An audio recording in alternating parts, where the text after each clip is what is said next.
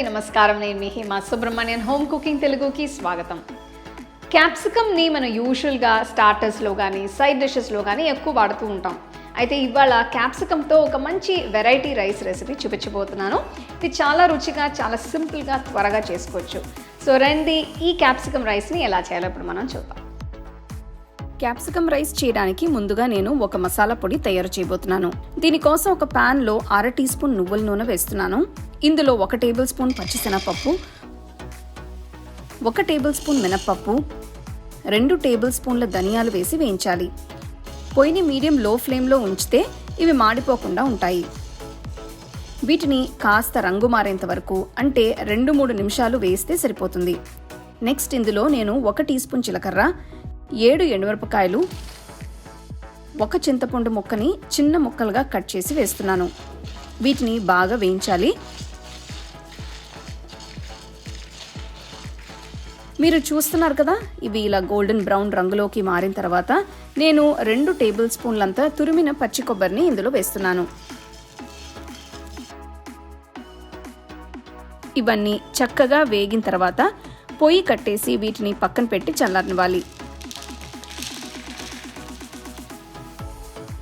ఇలా చల్లారిన పదార్థాలు అన్నిటినీ ఒక మిక్సర్ జార్లో వేసి కాస్త బరగ్గా అయ్యేట్టు పొడి పట్టాలి.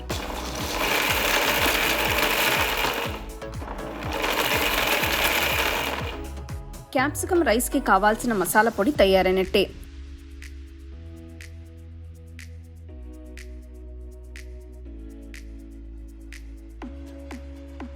నెక్స్ట్ నేను క్యాప్సికమ్ రైస్ చేయడానికి ఇక్కడ 3 కలర్స్లో ఉన్న క్యాప్సికమ్ని తీసుకుంటున్నాను.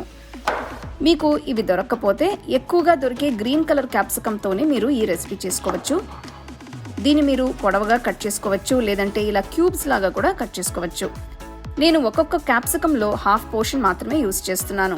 మీరు వాడే రైస్ క్వాంటిటీకి తగ్గట్టు క్యాప్సికమ్ని మసాలా పొడిని అడ్జస్ట్ చేసి యూజ్ చేసుకోవాలి. వెజ్జీస్ ఇలా కలర్ఫుల్గా కనిపిస్తే పిల్లలు కూడా ఇంట్రెస్ట్తో తింటారు. ఇప్పుడు ఒక కడాయిలో 3 టీ స్పూన్ల నువ్వుల నూనె వేసి తాలింపు వేయబోతున్నాను. ఇందులో 1/2 టీ స్పూన్ మినప్పప్పు, 1/2 టీ స్పూన్ పచ్చిశనగపప్పు, 1/2 టీ స్పూన్ ఆవాలు వేసి వేయించాలి. ఆవాలు చిటపటలాడిన తర్వాత దీనిలో నేను 2 ఎండుమిరపకాయల్ని మధ్యలోకి కట్ చేసి వేస్తున్నాను. ఇప్పుడు ఇందులో 1/2 టీ స్పూన్ ఇంగువ, కొన్ని కరివేపాకులు వేసి బాగా కలపాలి.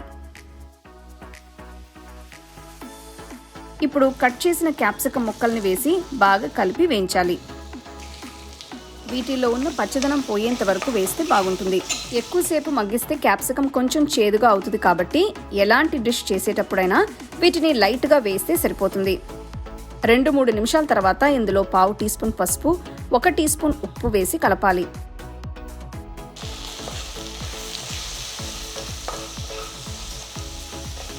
క్యాప్సికమ్ చక్కగా వేగిన తర్వాత ఇందులో ఒక బౌల్ అంతా ఉడికించిన అన్నం వేసి కలుపుతున్నాను. నేను ఇక్కడ రెగ్యులర్గా వాడుకునే నార్మల్ రైస్ తీసుకున్నాను. మీకు కావాలంటే బాస్మతి రైస్ కూడా వాడుకోవచ్చు. ఇదంతా ఒక్కసారి మిక్స్ చేసిన తర్వాత పొడి పట్టిన మసాలా వేసి జాగ్రత్తగా మిక్స్ చేయాలి. ఈ పాయింట్లో రుచి చూసి కావాలంటే ఉప్పు యాడ్ చేసుకోవచ్చు. ఇదంతా బాగా కలిపిన తర్వాత ఒక 2 టీ స్పూన్ల నెయ్యి వేస్తే ఫ్లేవర్ ఇంకా బాగుంటుంది.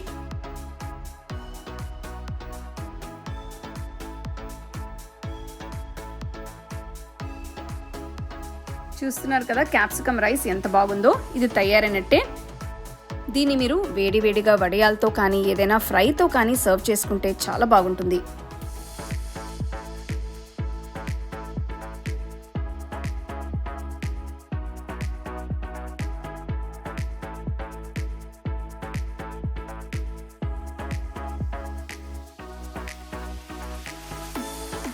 చూసారు కదా అసలు ఎంత త్వరగా క్విక్గా అయిపోయిందో. సో దీనికి మనం ఈ స్పెషల్ పొడి పట్టి దీంట్లో మిక్స్ చేసామన్నమాట.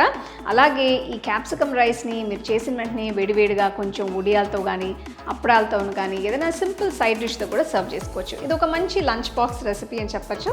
సో తప్పకుండా ఈ రెసిపీని మీరు ట్రై చేసి ఎలా ఉందో నాకు చెప్పండి. The second edition of our home cooking book is now available on our website 21frames.in. I'll give you the link in the description. You can go and check it out. The book is currently available only in India for now. So you can place your orders on 21frames.in.